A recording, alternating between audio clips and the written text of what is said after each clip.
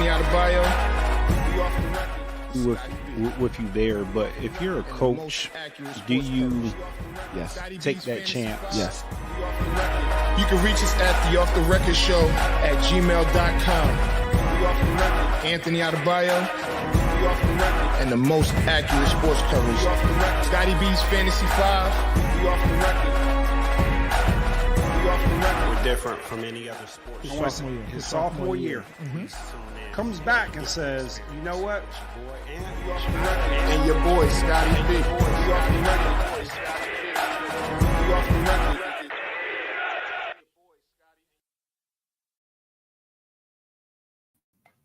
Welcome. Oh, Scotty. Well, I would like to say happy Halloween to everyone. Definitely happy Halloween. Yeah. Matter of fact, I gotta hold on, let me put this mic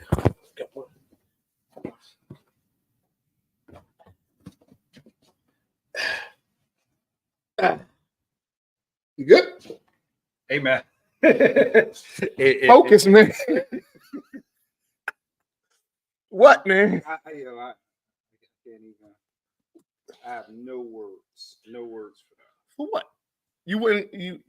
I'm gonna get you a 49ers one when they go. I would definitely rock a 49. No, I mean, you got to rock the team, man. So, all right. So, I mean, we got a lot to discuss today, man. Where do we start?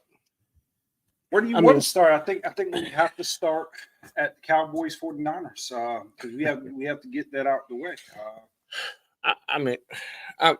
You know what? Kind of old news at this point, but It's not old news. Yes.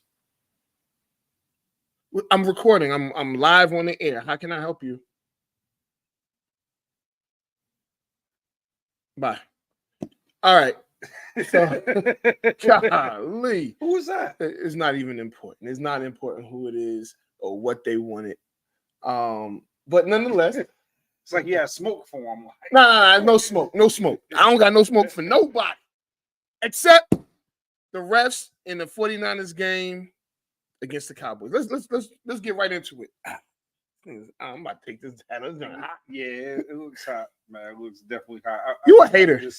I like this comment, man. Perfect hoodie. First of all, horrible hat. I agree. Rob.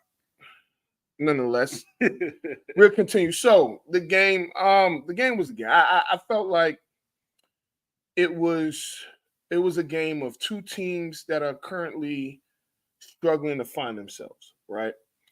And my ultimate takeaway from the game is the Cowboys had a shot, but some of those shots were taken away from them.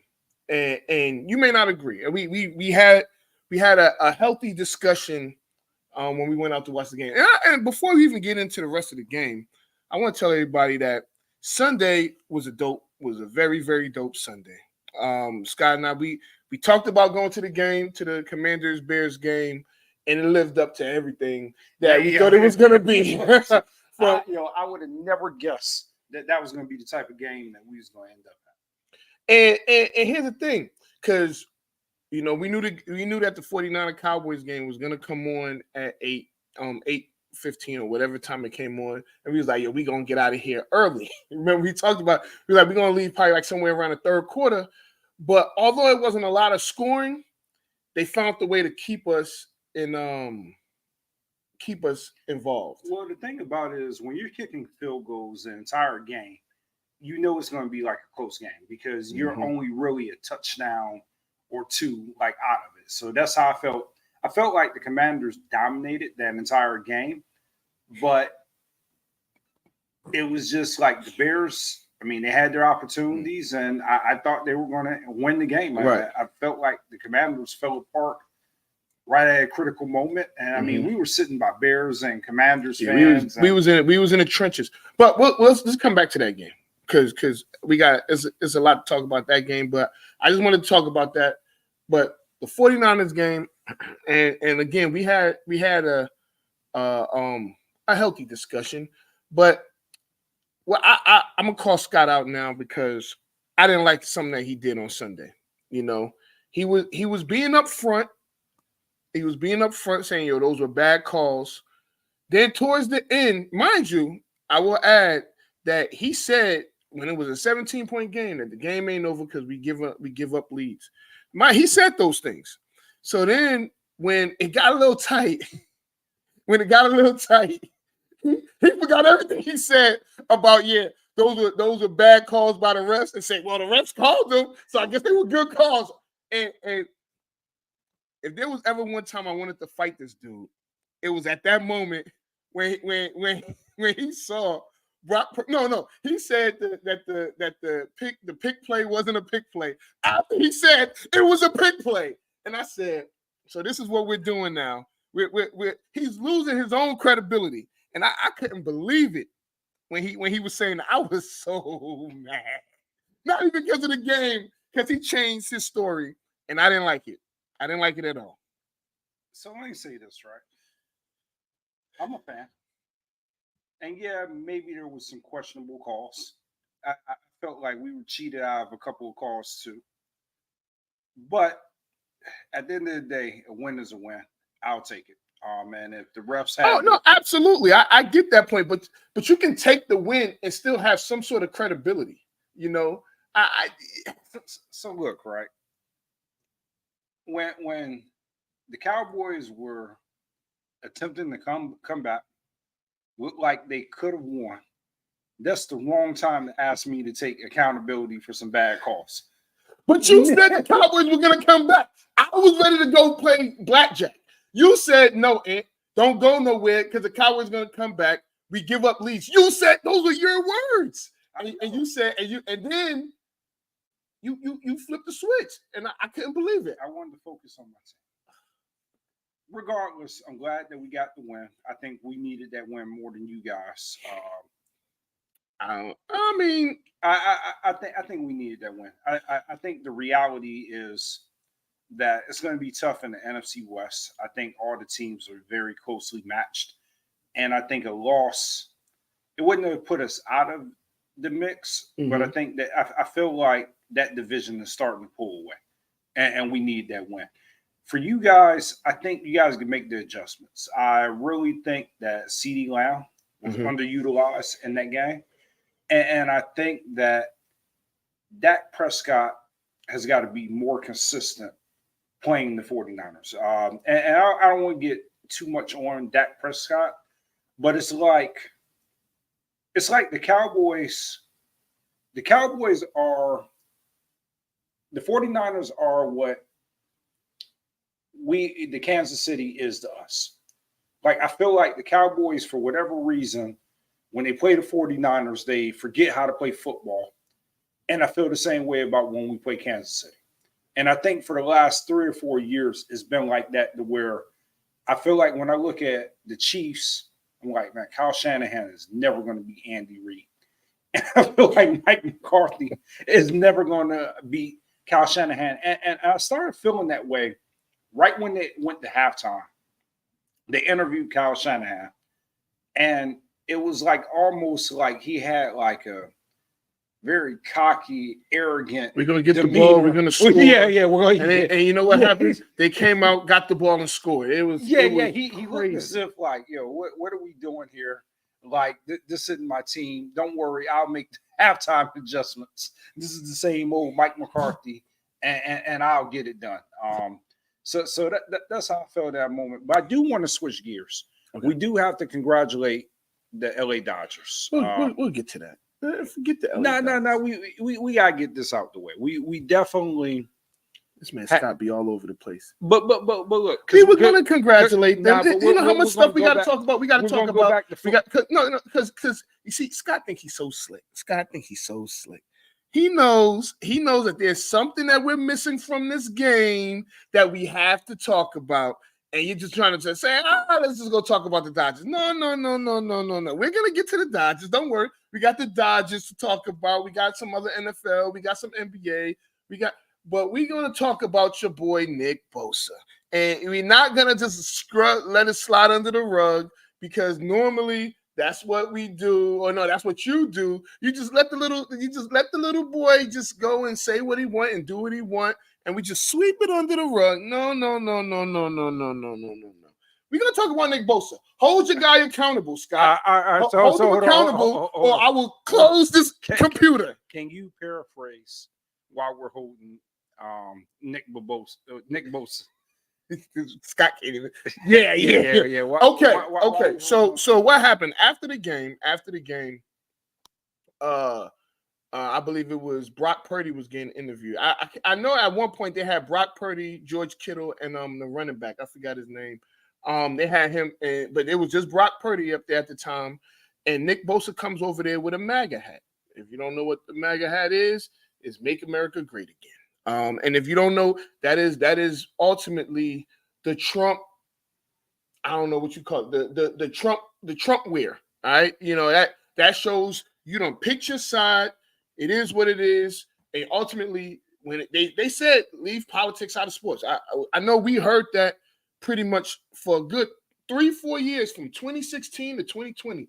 Leave politics out of sports. That's what they kept on saying with Colin Kaepernick and yada yada yada yada yada. And we're here now, and him interrupting Brock Purdy's post game interview was what you would call in bad taste, if I have to say so myself. But it ain't about me right now. It's about my good friend Scott. It's his team. It's his guys. I want to hear from you, my brother. It didn't shock me. Because this is something that I've known for years.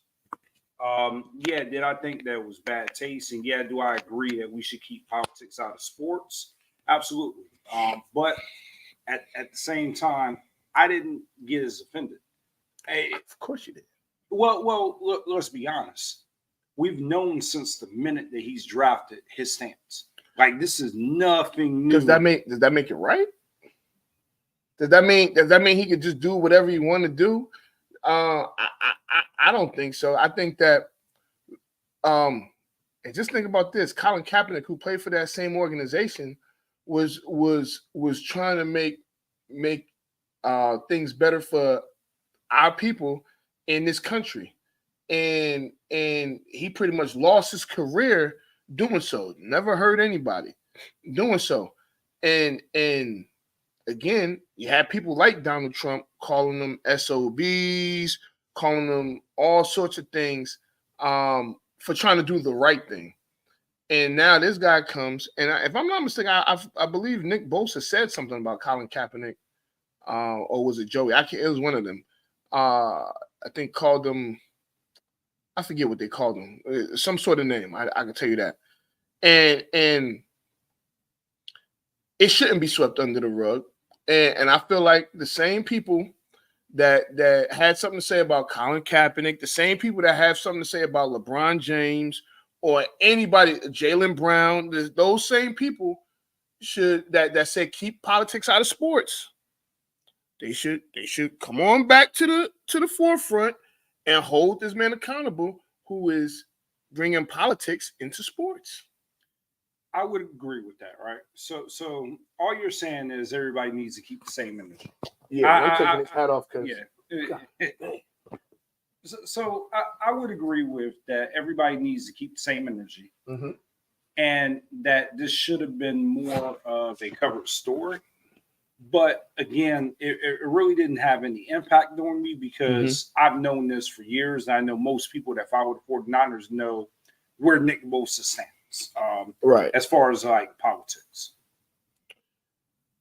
All right. I mean, so you're not gonna hold him accountable. So you don't think so? It's not a big deal. It's not a big deal. I didn't care.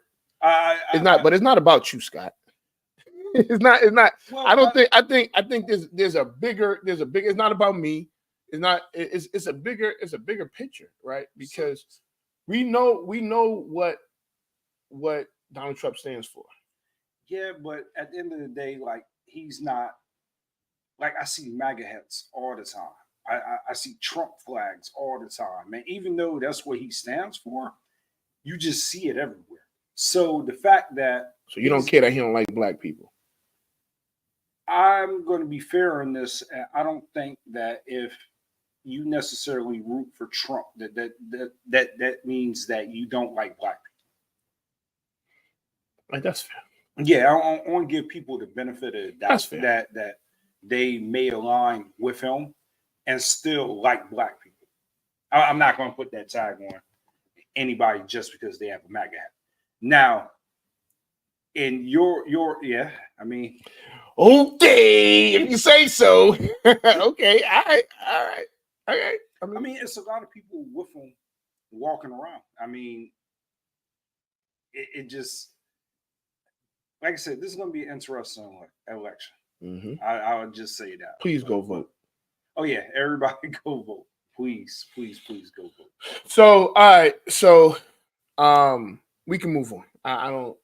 I'm not a Nick Bosa fan. I don't ever sign Nick Bosa in Madden. I never tried to. I think he's a good football player. I think he's been a little overrated the last couple years since he won the Defensive Player of the Year. But that's just my point of view. I mean, he got paid. Played well Sunday. Well, he made a huge. Yeah, I mean, difference everybody plays well against Terrence Steele, especially when it's a passing down. Terrence Steele stinks. Okay. Terrence Steele is probably the worst passing right tackle, pass blocking right tackle in the NFL. He's probably the worst. When now run blocking, he's a little better. We just don't got nobody to run the ball. But as a pass blocker, he sucks. So whatever. We could take a hard right down out to LA. The Dodgers, World Series champions. Shout out to them. Let's see if I can get some horns here for the Dodgers, man. Let's go. All right. So Dodgers win the World Series in 5 games. But I will say this for Game 5. I think the Yankees lost it more than the Dodgers won it. Absolutely. I mean, up It's until crazy. 5 innings, Mm-hmm. I mean, they were playing phenomenal. But I will say this, right? Mm-hmm. The Yankees have played sloppy baseball all year. And they've been able to overcome playing sloppy baseball. And when I talk about sloppy baseball, I mean like just little minor like errors. You know what I mean? Like just little minor like overthrows. Just little minor just adjustments that they haven't quite made. And those bad habits in baseball will cost you runs. Absolutely. And will cost you like just anything. Like you can't make those errors and you can't make those small mistakes. And what ended up happening after inning 5, the Yankees reverted back to who they've been all year. Right. Now, when you have Aaron Judge, Juan Soto, Jazz Chisholm, Stanton, like when you have, Giancarlo Stanton, when you have a loaded lineup like that, you can overcome the little small minor mistakes. The issue is when the other team had just much talent, if not more talent, on the other side, are not making those mistakes. Then that's what it comes down to. And we all knew that this World Series was going to be box office, right? Even though it was 5 games, I felt like it was a great 5 games. I felt like for the first time in a while, it was the 2 best teams. But the Dodgers, I mean, Freddie Freeman, man. My God, Freddie Freeman. He came out of nowhere. Man. And I know you've followed him for a long time because you've been a Braves fan. For whatever reason, I always keep Freddie Freeman on my fantasy team. and he's decent, all right? Man, did he have a playoff stretch, boy. I don't even think it was a playoff stretch. It was a World Series stretch. I mean, he hit that grand slam in Game 1, and it sent shockwaves through everywhere. I mean, it was like, oh, and then to come back the very next game and hit another home run, it's like, what is happening? Then to come back in the Game 3 and hit another home run, you're like, wait a minute. It was like, why are they still pitching? Correct. And so I think that Freddie Freeman We had a discussion this morning on if he should retire because he's been dealing with these nagging injuries. And then he had like the personal things with his child. And it's like, man, like, but I mean, why wouldn't you come back? I think that they got so me personally, I don't think the Dodgers are going to repeat, right? And not because they wouldn't have the talent, because they're probably going to add on to the talent that they already have. But it is hard to repeat, especially in baseball. And like you got to deal with injuries. And this, I mean, and you can say this for any sport at any time, any professional sport. It's hard to repeat. And you got a target on your back. And I'll give an example of your San Francisco Giants. And they had a run and they will win a championship, lose, win a championship, lose. It happened like for 6 straight years. Yeah. They won 3 championships. Every other year they won 10, I think 10, 12, 14. Right. So it's like it's almost like you have to like kind of like regroup and recalibrate. I was telling the guys earlier, I said, look, I'm a Braves fan, man. We got a championship in 21, and I got 5 years to enjoy that championship. So if we don't win a championship before 2026, I don't care. I'm like, I had to wait freaking all those years to get that one. I'm gonna enjoy, but again, it's difficult. Look at the Nationals, right? They lost. They won a championship in 19. They ain't been close since. And you know what? We're still living off that 2019 exactly championship. Absolutely. They don't care. Like, and so I know you got the 4 major, I think in baseball, there are 4 major franchises, right? That and it's the Yankees, the Dodgers, the Red Sox, and the Cubs. I think those 4 teams are like the staple of baseball. If they're, think about the Dodgers, not the Dodgers, but the Cubs and the Red Sox went a century without winning between championships, right? And you can look at a Cubs game on an August afternoon and it'll be a sellout. And I mean, think about it, they haven't won a championship in 8 years, right? But before that, it was 108 years, right? So I can guarantee you, if you go to Chicago right now and go to a Cubs fan, they wouldn't even care. They're like, we got a championship 8 years ago, So with a team like the Dodgers, if they don't win back to back, it won't be a big deal. Oh, nah. It won't be a big deal. But I do want to talk about something. Mm-hmm. Did you see the interview with Juan Soto after the Yankees lost? I did not. What happened? Oh, boy. So pretty much they go to his locker after they lose, and he decides it's a good time to talk about free agency. See if you can pull it up, because this is like just box office interview or whatnot. I want to let Ant pull up the recording, but wait till you hear what he said. Oh, man. All right, so I mean, this joint's kind of long. They're going to talk about it in the beginning. Okay.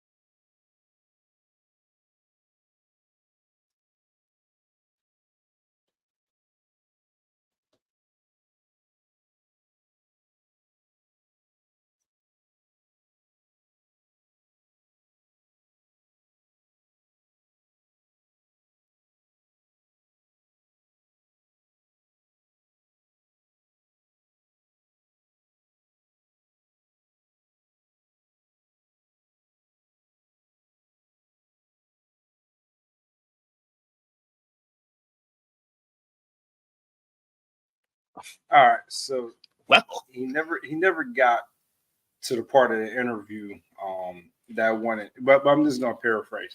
So basically, they asked him, "It's like, will you be a Yankee next year?" Mm-hmm. He said, "Man, I'm fielding offers from all 32 teams." He said, I'm going. He basically told them, I'm going where the money resides. I'll be where the best deal would be in that same interview. I mean, he's only 24 years old, so he told them jokers, look, you got to bring the bag. Yo, whoever got the bag, that's where I'm going. Yo, it sounded, I heard a clip this morning. You know when in Major League 2, when they made that trade for that all-star guy, and they asked him, he was like, I'm the only winner on this team. Everybody sucks. Do you think that's what he's saying? Or is he just saying, I want to be a Yankee, but I'm still going to fill offers from everybody else? I think that he made it clear that he is going to drive the price up for him to become a Yankee. Well, here's the thing. The price was going to be high anyway. Yeah, I think what his message to them was like, look, if you want me to return, you're going to have to pay for me. And, it's a couple of different things, right? So you look at like baseball now to what appeals to people to being a Yankee is not just all the money that you can make in your contract, but all the money that you can make just outside of baseball, right? Just with the endorsements and everything from being in the Big Apple. And, I heard an interesting comparison today. They were talking about like if you're a Met, you can get a little bit more money because you're a Yankee and that's the team of the town, but you'll have the same opportunities as a Met. So, will he entertain being a Met? Yes. I've heard, I've heard, will he entertain being a Dodger? That's not off the books. So if you're the Dodgers, do you go get Juan Soto? I don't think you need him. I don't think they need him, but do you go get him? They didn't need Ohtani, but they went and got him. I think they're good with what they have. I don't think that they need to bring in Juan Soto. All right. I mean, I feel like it didn't matter. It didn't matter what he did. He's going to get at least 350. I can't remember what his last deal. I think his last deal was like 300 and something. I forgot what his last deal was. I mean, he's had a good, interesting 4 years. Yeah. The Padres, they thought that he was going to take them over the hump. He ends up, no fault of his own. They end up trading him to the Yankees, and they had a stellar season. I know a lot of talks have been going on about Aaron Judge and the way that he disappeared in the playoffs, and hopefully he'll be better for that too. Yeah, I wouldn't be surprised if it's Yankees Dodgers next year. Right. I really wouldn't. I think that both teams could get some more help, more pitching help. But as far as like hitting, that ultimately is what hurt the Yankees. I don't think the Dodgers did anything special in the World Series. I just feel like the Yankees bats just got cold at the worst possible time. And then the bats got hot. And then they started doing stupid stuff. Like they definitely should have won that game last night easily. Game 5, they should be playing game 6 Friday in LA. And unfortunately, they're not because of they screwed up, But yeah, so shout out to the Dodgers. Congratulations to Dodger fans. You really got to enjoy this one. I know they won it in 2020, but it wasn't the same. Nothing really was the same in 2020. Yeah, So now they got opportunity to really enjoy this World Series. So shout out to him. Shout out to Magic Johnson. He had a tweet saying, it's his 15th ring. Yes. So if you think about it, him as a player, he had 5. Then you got the Sparks, the championships with the Sparks because he's part owner with the Sparks. I believe he got a couple from the front office with the Lakers. He got 2 with the Dodgers and some other. I don't know if he did arena football, but so he owns basically he's got minority stake in the Commanders. Right. He's got minority stake in the Sparks. I believe he's got part ownership in the Lakers. I don't know if he still does. And then he's got part ownership in Dodgers. So that's like basically you got Tiffany asking, when does her segment start? Well, whenever you want it to start too. Yeah, we'll talk about that, Tiff. It'll be later on today. So stay tuned, Miss Young.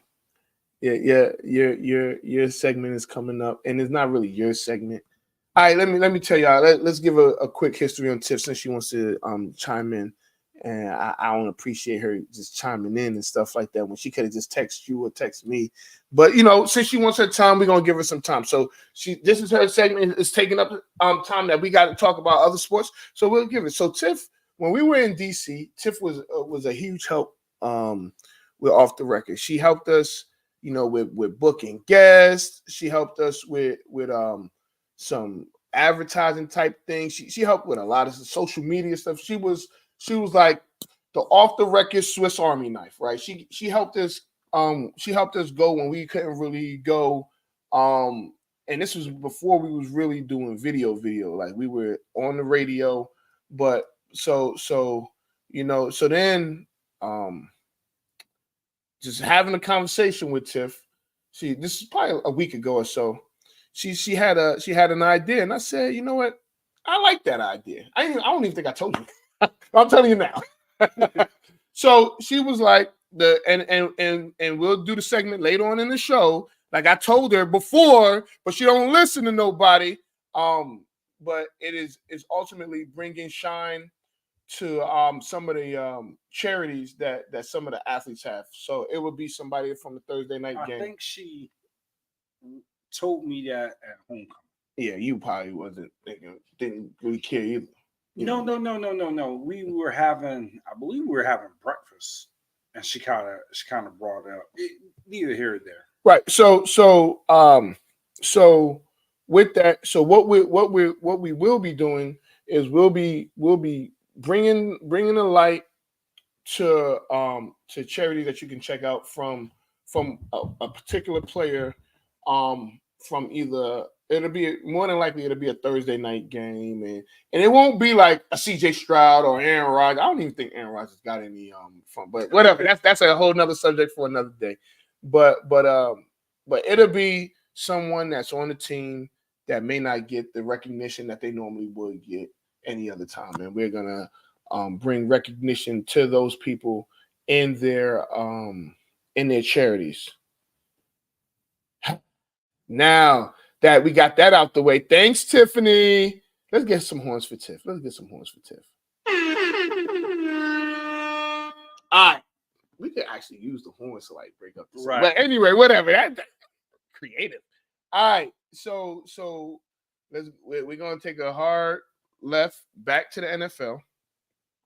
And there's some things going on. Trade deadline is coming up soon. I don't know if we really got a chance to talk about some of the moves that have been made with DeAndre Hopkins to the Chiefs. And I believe that happened when we went. We talked about it a little bit last week, but we didn't really go in because we didn't really have a lot of time. And I know you brought up Amari Cooper, and I was like, I don't want to talk about that Amari Cooper, but I feel like there's still trades that need to be made, right? So somebody just got traded this week, Deontay Johnson. Deontay Johnson got traded to the Ravens, and that trade didn't really move me, right? You know why it didn't move you? Why? You're sold on Lamar as a passer, Mm-hmm. but you don't know if that takes them to the next level. Deontay Johnson, I say he's been a C+ B- receiver. That's being generous. You think it's being generous? Mm-hmm. I think he's been a pretty good receiver, but this is going to be the first quarterback he's going to play with in a while. I mean, I believe he played with Big Ben, right? Yeah. Yeah, for a short time. But outside of Big Ben, he hasn't played with a really good quarterback. So I'm excited to see what he's going to do with the Ravens. But I'm in agreement that it wasn't one of those trades that you like, ooh, they went and got Deontay Johnson. He's just like, okay, that's a good piece to have. Right. All right. So it one, it didn't move me because I don't think he's that good, but that's another, that was the main reason. It was like I don't think He doesn't score a lot. Right. He doesn't. So I feel like Houston has to make a move for a receiver. There's tons of there's gonna be we have I think one more week until the trade deadline, or it's like next weekend, I believe it ends. And I feel like they have to make, because they lost Stephon Diggs for the year. Nico Collins is on IR. I think he has like a few more weeks to go before he comes back. And you don't really know how he's going to be. So I see them making some sort of move before the trade deadline. I think they will, but I don't think they have to as long as Joe Mixon is healthy. I think Joe Mixon has been doing it exactly what they need him to do when he's been healthy, which has been helping CJ Stroud out. I would have thought that they would have took Deontay Johnson, but I mean, I guess, and if you want to go back and you look at the timing of this thing, it felt like Stephon Diggs was announced that he was out for the season, and felt like in the next 15 minutes, the Ravens were announcing that they had made the trade. Right. I really do think that helped get that trade done, because the Ravens started looking around like, hold on, if we don't hurry up and get this deal done, because it was like really, I think they swapped like a 5th and 6th. Yeah, like it wasn't like a whole bunch in it. You're not gonna get like those huge deals for these receivers. I don't know, man. So here's the thing. I feel like that there's still some guys out there that could get moved, right? And if you think about some teams that possibly need receiver help, I think the Cowboys need receiver help. I think the Texans need receiver help. Not the Rams got their receiver help when with Puka and Cooper Kupp coming back. So there's some other teams. So I would think, like, for instance, the Jets, right? If they lose this week and I guess you have one more game before the trade deadline, I think. I don't know if they have another trade, but nonetheless, and some other teams possibly lose, win, or whatever, that they may move a Mike Williams, they may move a Lazard, and I feel like more Lazard than Mike Williams can help a team get over the hump, right? It can help a team, like, for instance, you got somebody like a team like Detroit, right? They're losing Jameson Williams. I don't think it's long, but he still has injury history. He's kind of like a one-trick pony. So a Lazard going to the Lions kind of makes them even more of a threat than they already are. You know what I'm saying? So I will say this. I think Mike Williams, we've seen the best of Mike Williams. I don't know if I'm Houston, I make that trade. I tell you what, if the Jets do lose tonight, it may be time to blow this thing up. I saw something that I believe you saw it too, and it was like Cam and Mace, and they were talking about Aaron Rodgers. And it was really funny what they were saying, but all true. Aaron Rodgers, it's been a while since he's produced, and the Jets have given him every single thing that he's asked for, and he is not delivered. And it's gotten to the point to where you could tell by this week that all that cool, I ain't worried about nothing, nothing's going to happen, and we'll be okay. All that's went out the window.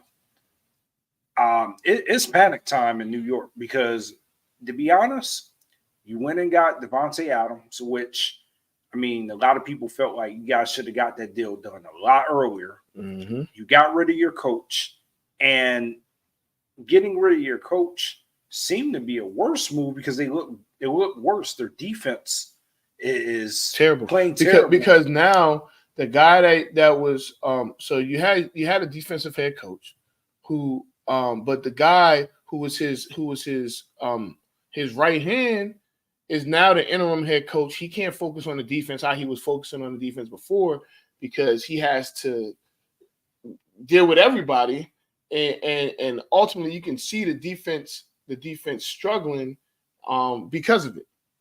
So yeah, that's because Aaron Rodgers got that guy fired, and I hope he didn't think Nathaniel Hackett was going to be the interim head coach because.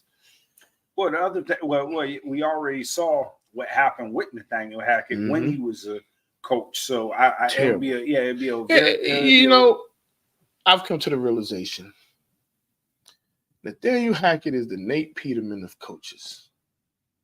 It's not looking good. It's not looking good because it's crazy. Because if you look back at the Jets offense, so what it stems from is Aaron Rodgers does not like to use motion. And I believe that was what Robert Saleh wanted, what direction he wanted to go in is he wanted to start using motion. And that's impacting Aaron Rodgers because football is ever changing, right? Yep. What he was able to do in 2012, 2013, this isn't those years anymore. Like the defense have adjusted, and you have to run different offenses. And I think you alluded to this last week, like Matt LaFleur, he was able to like adjust his offense, but now that he's went back to his core philosophies, the Packers seem to be flourishing with that. And to your point, we don't know if Aaron Rodgers would have been able to, he probably would have been able to flourish in that type of offense too, but because he was that resistant to it, we'll never know. Yeah, people are mean. I'm looking online. People are mean, but we'll talk about that later. I know. He's just washed. It's wrapped. Milk it in, buddy. Go inside, get your rocking chair, your AARP card. It is appearing that he may be washed. Over. Aaron Rodgers is cooked. He's not better than Russell Wilson. He's not better than Dak Prescott. He's not better than Brock Purdy. He's not better than Sam Darnold right now. He's not better than Jameis Winston. He's not better than Tua. He's not better than C.J. Stroud or Patrick Mahomes. It's going to take me a while before I find a quote. He's not better than Jared Goff. He's not better than Baker Mayfield. It's time to go. It's time to go. So let's ask the question. Is it time for the Jets to admit that they made a mistake and that they're heading toward a rebuild? Do you tell Aaron Rodgers at the end of this year, hey, listen, we're going to have a rebuild and you're not going to be part of this plan? Or do you give him the opportunity? Because I believe he's either 40 or 41. Do you give him the opportunity to redeem himself? What's their record? They are, I believe, 2. No. I mean, at the end of the year, that are they a playoff team? Absolutely not. I believe that they may end up with 5 wins. If that's the case, if they have 5 wins, you don't need to tell him anything. He's gonna retire anyway. Okay, so let's say he doesn't retire. Okay, so first, because me and you got into this in week 1, right? So week 1, I remember you sitting right in that position and telling me that oh, you got to worry about the Jets. The Jets it was a little different. It was a little different. He's It like, was different. I believe the Jets beat the 49ers. And I told you, I said, listen, I learned my lesson last year. Last year, I picked the Jets to go to the Super Bowl. You did. And I was tripping. I told you, I said, look, man, this year I got to see it because right now, the red flags are there, right? Yeah. Right now, the red flags are there. They're 2-6. If they somehow, some way get this win today, Mm-hmm. and they can reel it back in to become 500, maybe you entertain Rodgers back. I don't believe they're going to do that. You said all of that. No, the only way Aaron Rodgers is even remotely welcome back into the building is if they at the very least make it to the conference championship. Oh, And wow. so listen, and hear me out. Hear me out. Think about this for a second, right? Aaron Rodgers is like the anti-Peyton Manning, right? And this is why. When Peyton Manning went to Denver,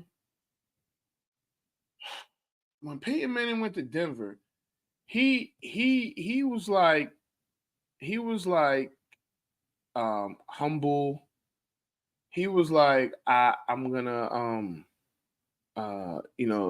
spread the ball around. I'm gonna be a team guy. Aaron Rodgers has been just so self-absorbed. It's all about him. He wants to do it his way. And it's just not working, right? Because you look at somebody like Peyton Manning, you look at somebody like Tom Brady. Aaron Rodgers is supposed to be in those same conversations. You say Peyton Manning, you say Aaron Rodgers, you say Drew Brees, you say Tom Brady, right? All of those guys are supposed to be in the same class. But the difference between Tom Brady, Drew Brees, and Peyton Manning is that you could tell that they were team guys.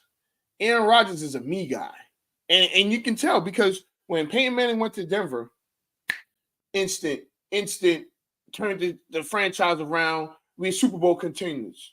When Tom Brady goes to Tampa Bay, instant Super Bowl contenders. Whether it took them getting Antonio Brown, it don't matter. Tom Brady's there. You're instantly a Super Bowl contender. When Drew Brees, he's the guy. Consistently, the Saints are Super Bowl contenders. Whether they win it or not doesn't even matter. They're instantly Super Bowl contenders. Aaron Rodgers gets to. I'll even put Brett Favre gets to New York, and New York, they're Super Bowl contenders until he gets hurt, and then they're done, right? But Aaron Rodgers goes to Minnesota, and then they're Super Bowl contenders. You see what I'm saying? So Aaron Rodgers, though, this is his first time, didn't end well in Green Bay, right? And I can't remember Brett Favre's last year in Green Bay, but I'm almost certain that they were in the playoffs. And I can't remember though. Forgive me if whatever. But Aaron Rodgers goes to the Jets, and the Jets sell us on Super Bowl contenders. They have been anything but. He played 3 plays last year. He played 3 plays last year, and this year they start off 2-6. Fired the coach, and got all his friends in town and stuff like that. And it still they haven't won a game since Devontae Adams got there. So now it's like either you washed, but we've seen Brett Favre coming to the Jets and turn the franchise around. Did you see this dumb play? I did see it. I saw it. Then you saw Brett Favre come to the Jets and turn the franchise around. You saw Peyton Manning and all these guys go to these different teams and help them be legit contenders. He's not doing that. It's almost like he's holding them back. They were better when they didn't have them. So here's the deal. And this is something that I see consistently in football. People think that they're better than they are when it's the system. Certain guys may be that well, like Tom Brady, Peyton Manning, all the guys that you name, Mm-hmm. because they're just that good. They're not system guys. Certain guys, systems make them look better. And I'm not gonna. So I got to give Aaron Rodgers a little bit of like credit, right? Or I got to give him a little bit of grace. Mm-hmm. He did get hurt. He's coming out off of a serious injury. Mm-hmm. And he's got a little bit of rust on him. And he's a little bit older, so it's going to take a while to actually recover. So I'll give him that credit, Mm-hmm. right? And I'm not making excuses for him. Yeah, but I don't want to say that Aaron Rodgers is a system guy because I don't think that that's fair. But we see it consistently at receiver. Like you look at Devontae Adams, I mean, phenomenal receiver, but without the right quarterback and without the right system, you saw what he was, right? I don't think that's true because Devontae Adams, when he first got there, he was still an All-Pro in with the Raiders. Yeah, but his production declined because of the system, the coaching, and once Derek Carr left, I even think even before Derek he was an Carr, All-Pro. It's not easy to be. He was first team All-Pro in his first year with the Raiders. He still, to me, didn't really. Pull up his stats. To me, and I could be wrong, he wasn't the same. And it didn't have anything to do with his skill level. I think it's very underrated that guys, when you change systems and you change coaches and you change quarterbacks, Mm-hmm. like it's going to be a huge adjustment in a lot of different cases. Right. Yeah, I mean, I hear and I understand that, but I mean, yeah, you gotta relax. You got okay. I'm gonna just say you was just saying that because after Derek Carr left, because there's no way you. Okay, so before Derek Carr, his first year, he had 14 touchdowns. Yeah, but he also had 100 receptions and 1,516 yards. So look, once you did say that and you reminded me, Mm-hmm. it jogged my memory when he first got there. He was cooking. All right, and then 2023, he still had 103 receptions for 1,144 yards, 8 touchdowns. Now at that point, we can blame the quarterback. He had terrible quarterback play, but to put those numbers up with terrible quarterback play, he hasn't had good quarterback play. So I'll give you this. That's a phenomenal season with good quarterback play. Him having bad quarterback play, correct, and putting up those numbers. And he had eight touchdowns. Like right now, so here's 8 touchdowns is a lot of touchdowns. I think like we don't. A lot of people don't think that that's a lot of touchdowns, but that's a lot. A lot of receivers aren't putting up 8 touchdowns. Right. I mean, it's only a handful of them. And so he hasn't really had good quarterback play. I mean, going into before he got in his 3 games. Well, you got his 3 games with the Raiders this year. He had 18 receptions for 209 yards in 3 games. That's nothing. Not bad. Yeah, that's right. That's nothing to sneeze at now. His time in New York, whatever. So I feel like you're talking about easily in his prime right now, because I still consider him somewhat in his prime. Mm-hmm. He's a top 3 receiver in the league. I mean, he's in the same, in my opinion, he's in the same stratosphere as Justin Jefferson, Jamar Chase, Devontae Adams. I think that those are the Devontae 3. Adams is not better than CeeDee Lamb right now. He's not better than Justin Jefferson. He's not better than Justin Jefferson. Justin Jefferson, right now, in my opinion, is the best receiver in the league. It is Justin Jefferson. It's Jamar Chase. I will give you this. I would take CeeDee Lamb, but I could see the argument for Devontae Adams. Yeah, crazy. See, the only receiver I'll even give you the opportunity to say is better than CeeDee Lamb right now is Justin Jefferson. He's better than Jamar Chase. He's better than Devontae Adams. Who's another? Give me another receiver. Let me ask you this. You think if Devontae Adams had Dak Prescott, he wouldn't put up similar numbers? I'm not saying that. I'm not saying that. You put But CD he's not top five right now. Hold on. You put CD Lamb on those Raider teams, and you give Dak Prescott Devontae Adams, and you don't think that his numbers would be similar or if not better?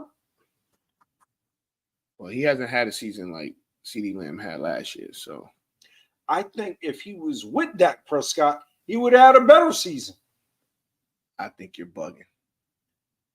Devontae Adams is hold on. He's in a bad system.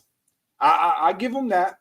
His jet situation is not ideal, but let's not be crazy here. Devontae Adams is a top 3 receiver. Yeah, Now, 2 years ago. Now, if you want to take Chase off that list and you want to move CD Lamb, So you're saying right now, today, as we speak, right now, on October 31st, 2024, at 9:11 p.m., that Devontae Adams is a top 3 receiver in the NFL? absolutely. Yo, this nigga's trash.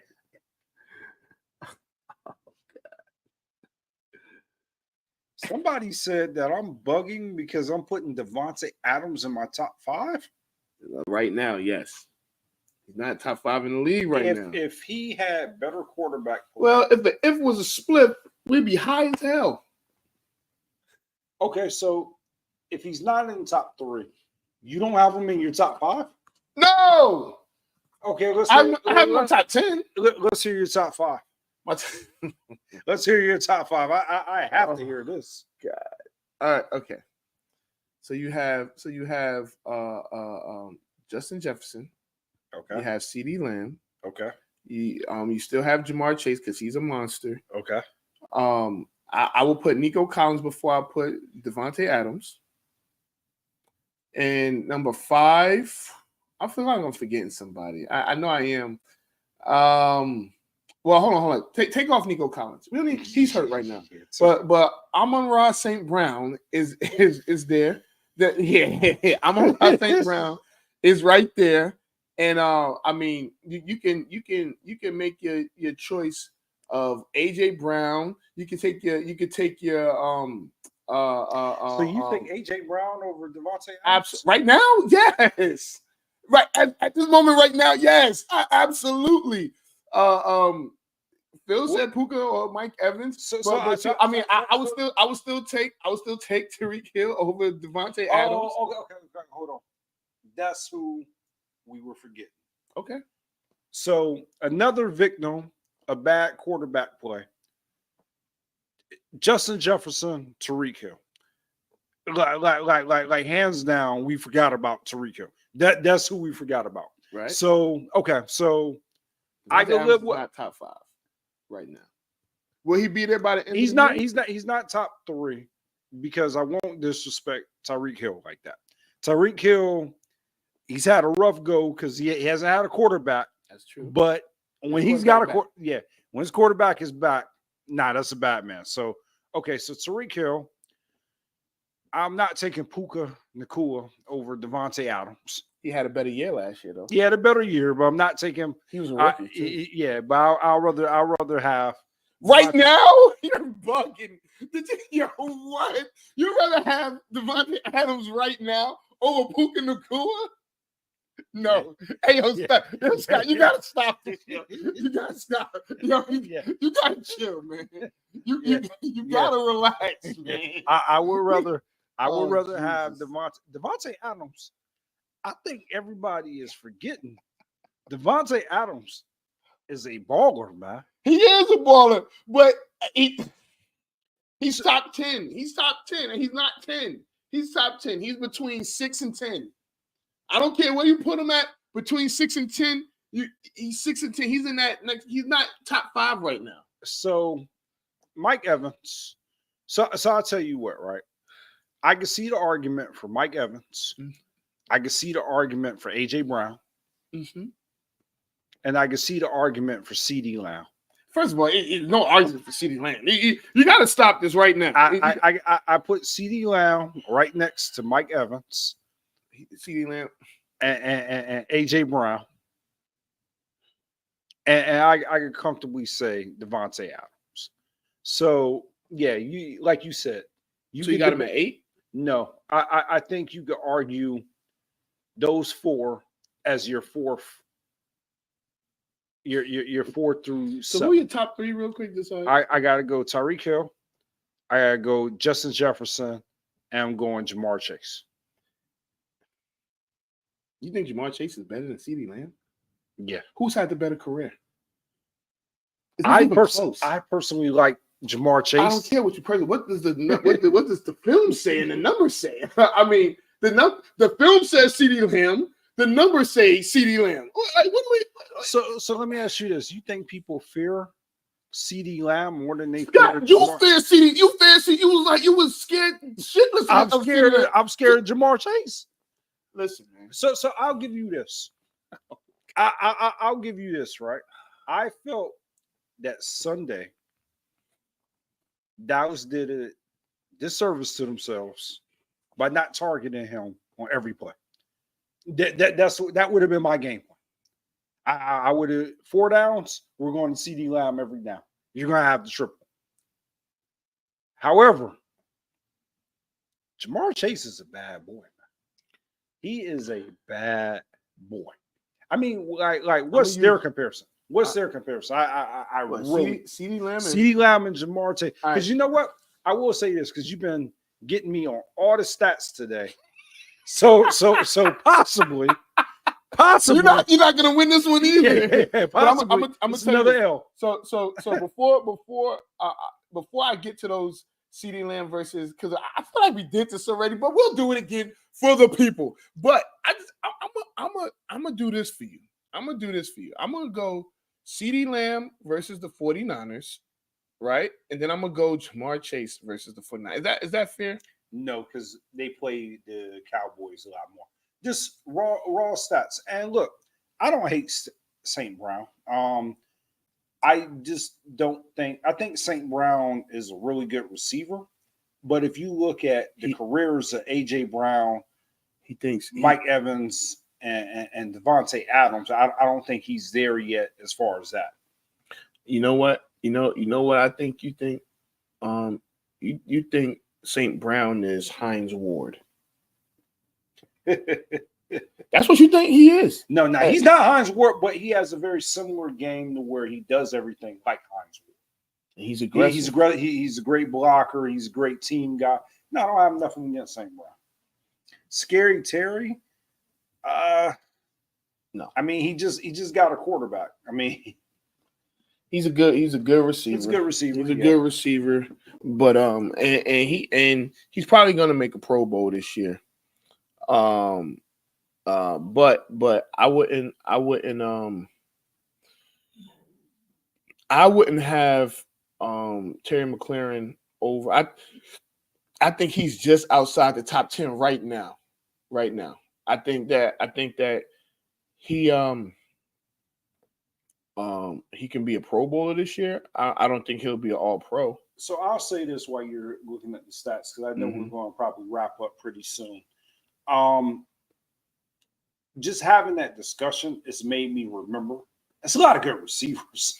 And absolutely, it's a lot of good receivers in the league, because it's a lot of guys I'm sure that we left off this list that are probably getting disrespected. That's out there, but yeah, it's a lot of good receivers. Yo, I'm trying to find the button where it lets me compare, and I can't find it. But I will say this. When you have somebody like Devontae Adams, he is a good player. But right now, as we speak, he ain't better than CeeDee. I mean, he ain't top 5. But all right, so CeeDee Lamb, I just read off a couple. What numbers you want to hear first? How many touchdowns do they Correct. So let me put. I know a better way to look this up, man. But I didn't know you was gonna ask me that. So now remember, CeeDee Lamb has a year on Chase. correct. But what I'll do to make it fair, what I will do is I will go from when Jamar Chase got into the league. Is that That's fair. all right? If this joint pulls up, open up, because I feel like with CeeDee Lamb's gonna have more touchdowns, right? Not to mention CeeDee Lamb don't miss games, so I don't even have to really look, but I'll do it just for you. So just regular season, right? We can okay. So CeeDee Lamb in 5 years, has 36 touchdowns. That's including this year. So that's 4.5 years. Give or take. All right. Now, do you want me to take off his rookie year? No. Let's just hear what Jamar Chase got. Okay. All right. Jamar Chase in his career, he has 36 touchdowns. He's played one less year. Hmm? He's played one less year. Yeah. Okay. Remember, CD didn't have a quarterback his rookie year. Don't forget about that. Okay. Yeah, all right. but you got to put that in perspective. That's fine. But we talking about just talking about touchdowns. Okay. I mean, that touchdowns don't. No, it's don't. not everything. It's not the end all be all. So we gonna go to yards. So CeeDee Lamb has 5,758 yards. Impressive. Jamar Chase has 4,391. I think that's a little. Easy. Yeah, it's an easy one. CeeDee Lamb. Yeah. Because that's a 17. What is about 1,700? Or Yeah, no, about 1,600. Yeah, about 1,600 or 1,400. But nonetheless, all right. But is it fair to say or assume? Well, nah, I don't think 1,400 yards is a lot of yards to get. So we'll just give the edge to CD on that. Yep, you're the one that wanted to keep all the years, so I'm going to keep all the years. No, I can be fair and objective. Okay. So then we're going to go with receptions. This is not. I don't even know what I do. CeeDee Lamb. I mean, Jamar Chase has 316 receptions. CeeDee Lamb has 440. If you want to go, I think that's about even, right? Absolutely not. So what I'm hearing and being objective is it's about even, and it's not really a clear cut. You can say one is better than the other because, like I said, if you're comparing them by years, I think that is not like CeeDee Lamb hasn't missed a game. CeeDee Lamb hasn't missed a game in. Oh, I don't think he's ever missed a game. Right, but think about it. Jamar Chase hadn't missed a game. Whose fault is that? Yeah, but just think about that's how good. Like, think about his stats. I hear you, Scott, but I'm taking. No, they both was hurt at the same time. With Burrow and Chase. So actually I think Burrow got I think Chase got hurt first. They both got hurt last year. So nonetheless, I mean it is what it is. I think we can agree now that Davante Adams isn't top 5. Do we agree there at least? Nah, he's still in my top 5. I'll just say this: he's not top 3. What? So, all right. So before we get out of here, we do got some bad news. I know it's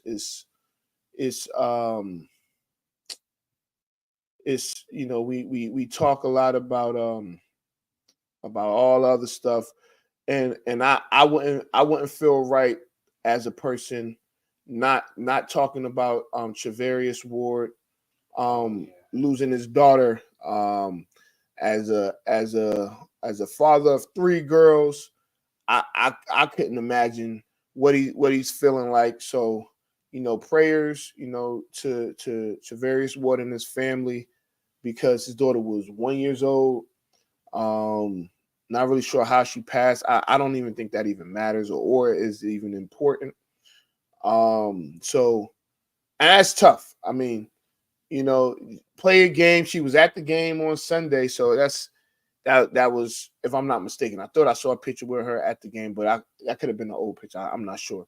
But nonetheless, prayers to their family. Absolutely. Because shit, listen. To go through that. Yeah, especially like losing a child has got to be probably one of the worst feelings that you can go through. Absolutely. I couldn't imagine like losing like your 1 year old. Mm-hmm.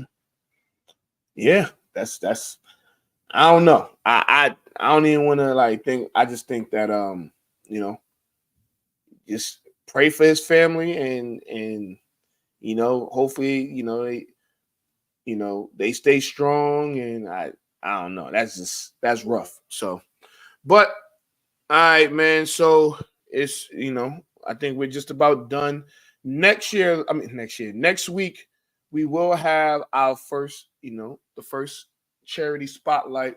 It's actually going to be someone from either Baltimore or Cincinnati. I'm speaking of the Bengals. Let's give a shout out to Phil, right? His birthday is actually next Thursday, and he's a Ravens fan, and it's a Thursday night game. And so, hey, Scott, we might have to make another trip. You know what I'm saying? Hey, listen, we may be at that Baltimore Cincinnati game. Burrow's my guy, but I like Lamar too. But Burrow's my guy. I think everybody knows that. And we're gonna get Phil out there, man. Phil got to come up here. He can even just take the train to where we at and ride with us. Yeah, so ride with you. One quick shout out, because I know we gotta get out of here, but I know Rob, you out there watching, man. Absolutely. Me and Aunt, continue to pray for you. Absolutely. And just keep living life, man. We love you, bro. Love you, Rob. And the Dodgers got one for you. Yeah, you're right. Let's get some horns for Rob, man. All right. So, we got anything else? 49. Oh, y'all want to buy? Just oh, come on, man. What? Cut the camera off. Nah, man. Stop, man. Oh, all right. Look, Cowboys go to Atlanta and steal a victory. I think the Cowboys get a victory in Atlanta this weekend. Dak versus Kirk. We'll see. All right, man. This is Off the Record. I'm Anthony Adebayo. Boy, Scotty B. We out of here. Anthony Adebayo. With you there, but if you're a coach, do you take that chance? Yes. You can reach us at the Off the Record Show at gmail.com. Anthony Adebayo, and the most accurate sports coverage. Scotty B's Fantasy 5. We're different from any other sport. His sophomore year. Comes back and says, you know what? And your boy, Scotty B.